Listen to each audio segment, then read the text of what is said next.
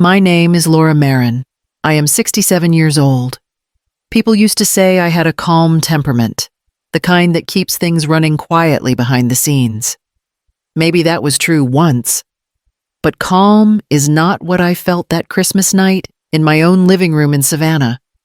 The tree glowed soft gold, the same set of lights I had used since Caroline was a child. The scent of cinnamon candles mixed with the faint salt of the marsh air that crept through the old windows. My daughter stood by the hearth, tall and confident in her red dress. Her in-laws gathered close. Her husband, David, had the polished look of a man born into comfort. His parents, the Sandersons, fit perfectly into that world-crisp smiles, champagne laughter, and a kind of politeness that always left me feeling like an uninvited guest. Caroline held 2 glossy envelopes in her manicured hands. "For you both," she said to her in-laws, eyes sparkling. "First-class tickets to Europe, Paris, Rome, and Vienna. $60,000 in total, but worth every memory." Gasps, applause. The rustle of admiration followed. I stood near the window, hands clasped, the warmth of the room pressing against my chest. Then she turned toward me, her smile gentler, practiced. "And for you, Mom." From behind her back, she produced a single rose, dry and bent at the stem. "You always said you loved flowers from your garden." This one seemed fitting. The room went still for a moment, then filled with nervous laughter. Someone murmured, "So sweet." Though their eyes flicked away, I forced a smile, accepted the wilted rose, and thanked her softly. My voice came out steady, too steady, like a line rehearsed. Caroline leaned in to kiss my cheek. Her perfume was sharp and expensive, the kind that lingered long after the person left. "Merry Christmas." "Mom," she whispered, "don't forget to water it." The laughter resumed. Glasses clinked. Music swelled, and conversation shifted to flight itineraries and hotel upgrades. I watched her pose for photos beside the tree, the envelopes displayed like trophies. The rose in my hand felt weightless and cruel. I moved to the kitchen under the excuse of checking the roast. From there I could still hear their voices, her laughter, bright and confident, echoing down the hallway I once taught her to walk. On the counter sat the holiday ledger I had balanced earlier that week, the numbers written in careful pen strokes, mortgage assistance, school tuition, car insurance. All of it in my handwriting, all of it withdrawn from my accounts. I set the rose beside the ledger, its dry petals cracked under my fingers, leaving a dusting of red on the paper. In that quiet moment between songs, something in me shifted. I knew I would never look at that ledger or that rose the same way again. The oven timer chimed, sharp and final. In the living room, the laughter swelled once more. I took a breath, straightened my shoulders, and reached for a suitcase I kept tucked behind the pantry door. That night, when the last car door shut and the laughter faded down the street, the house exhaled into silence. I turned off the music, blew out the candles, and stood in the middle of my living room, surrounded by the wreckage of ribbon, half-empty glasses, and one wilted rose in a chipped vase. The quiet had a weight to it. I could still hear Caroline's voice, bright and rehearsed, as if the party were continuing somewhere I was no longer invited. My hands trembled when I reached for the old notebook I kept in the desk drawer, a habit left over from years as an accountant. Numbers had always told the truth, even when people didn't. Page by page, I began to trace my daughter's life in ink and decimals. There was the $35,000 for her wedding, the $80,000 for the down payment on her house, the $12,000 for the first private school semester, and the smaller one's monthly transfers. Insurance premiums, utility bills quietly paid. I had kept track of them all, though I never called them debts. I called them love. The total crept upward until the numbers blurred together. My pen hesitated over the final figure. More than $600,000 over 15 years.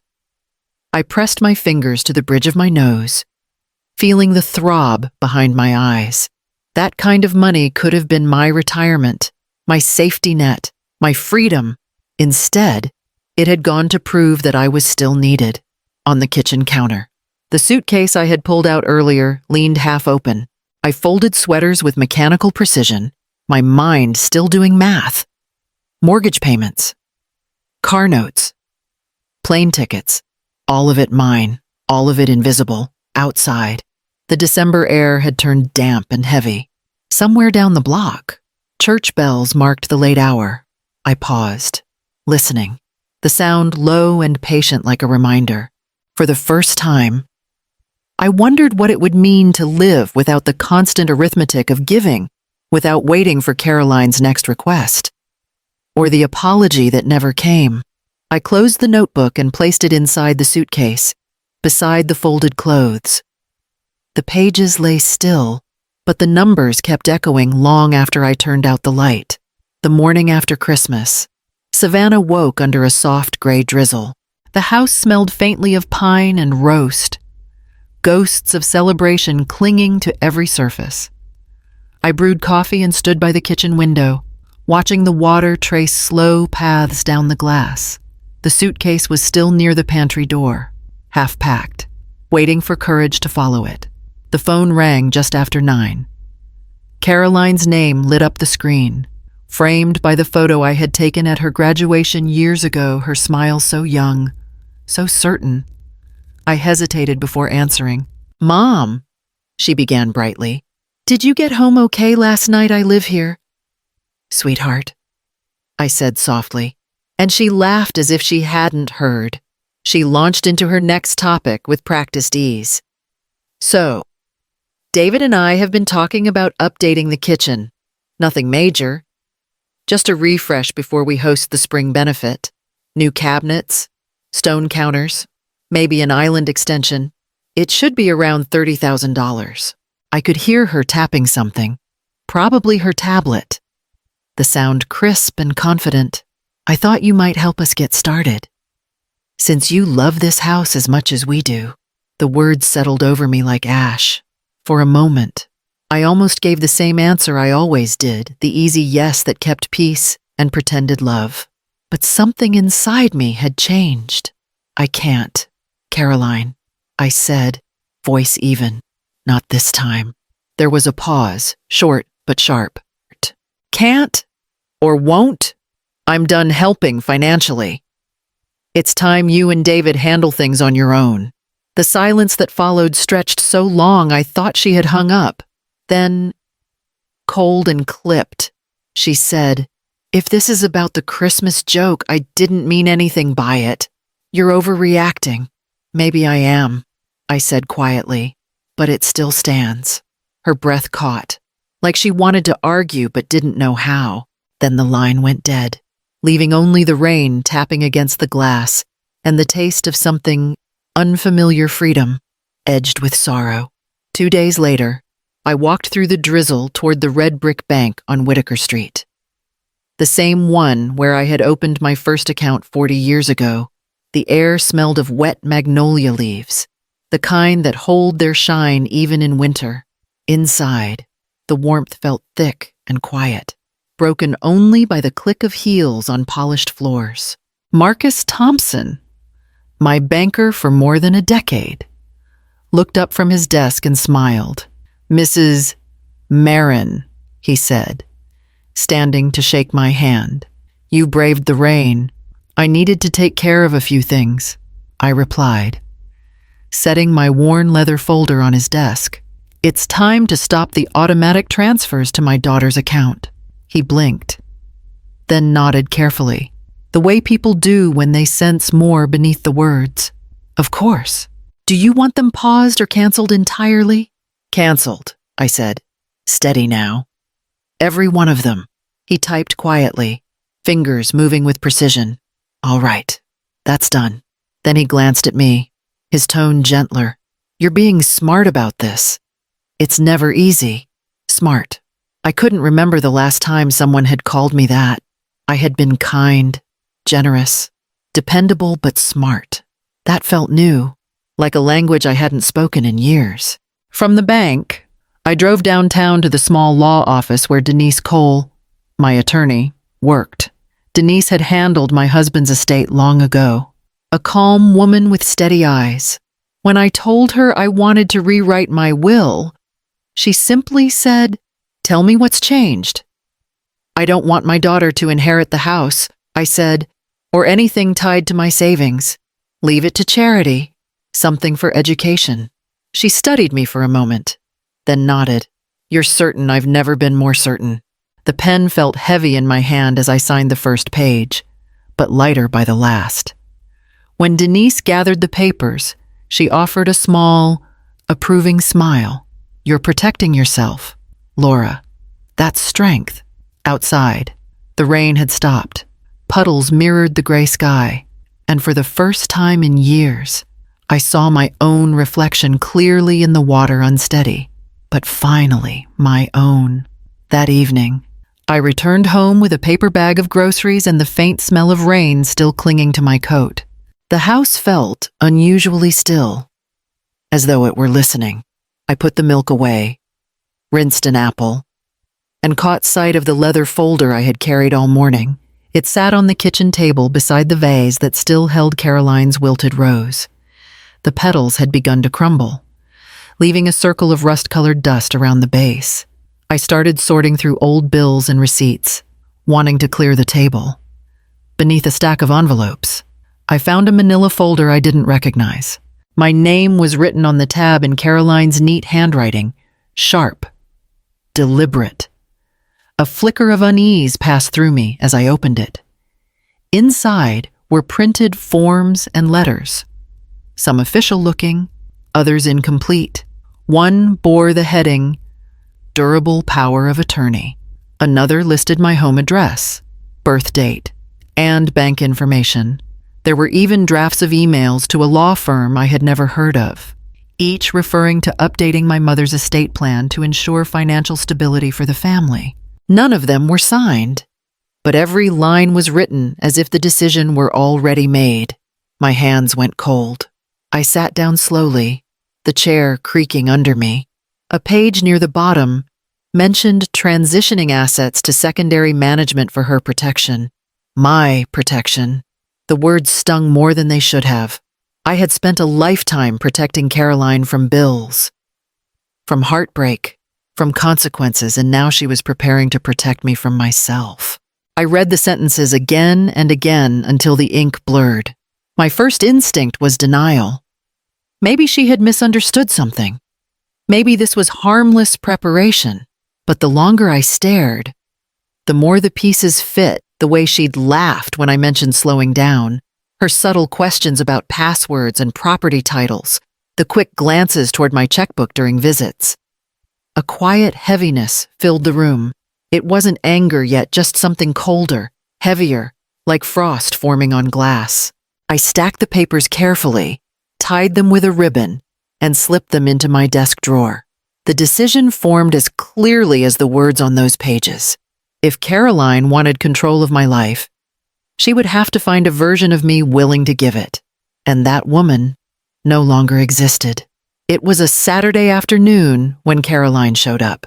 The knock came hard and fast, the kind that doesn't wait to be invited. I had been in the backyard pruning the small rosebush by the fence when I heard it. By the time I reached the front door, she was already pounding again. "Mom." Her voice was sharp, breathless. "Why aren't you answering your phone?" I opened the door. Her cheeks were flushed, her hair slightly frizzed from the humidity. She looked less polished than usual, and I noticed a faint tremor in her hand as she held up her phone. "My credit card just got declined," she said, each word clipped. The mortgage autopay bounced. "David's furious. What's going on?" I kept my voice even. "I told you I stopped the transfers. The bank confirmed everything." "You what?" She laughed, short and disbelieving. "Mom, you must have mixed something up. You've been forgetting things lately, dates. Small stuff. It happens at your age." The words hit harder than she knew. I didn't forget. Caroline. I made a choice. Her face changed, then confusion first, then anger. This is ridiculous. You need help. Mom, this isn't you. Across the street, my neighbor, Mrs. Langford, stood watering her porch plants. Pretending not to look, I could feel her eyes flick toward us every few seconds. Caroline lowered her voice, but the edge remained. I can't believe this. You're acting unstable. David thinks you should see someone. Maybe you need a proper evaluation before you do something irreversible. I folded my arms, steadying myself against the doorway. You've already been preparing the papers, haven't you? She froze. For a moment. Her eyes darted just enough for me to know. Then she forced a laugh. I have no idea what you're talking about. When she realized I wasn't moving, she turned and stormed down the steps, heels striking the pavement like small hammers. A few minutes later, a patrol car rolled slowly down the block and stopped in front of my house. The officer, a young man with kind eyes, stepped out. Mrs. Marin. We received a call about a possible welfare concern. I met his gaze without flinching. I'm perfectly fine. Officer, just a misunderstanding.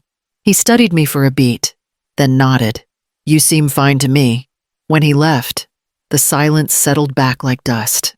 I walked inside, closed the door, and locked it, not out of fear, but finality. The air was still, and for the first time in years, I realized I wasn't shaking. A week passed before I heard anything more. Savannah has a way of carrying whispers soft at first, then steady, like the tide. Mrs. Langford mentioned it while trimming her azaleas one morning. I saw your daughter's husband at the market. She said, her tone careful. He looked worried. By the next day, another neighbor filled in the rest. Caroline's mortgage payment had defaulted, the same one I'd been covering for years. The credit cards I used to pay quietly were frozen.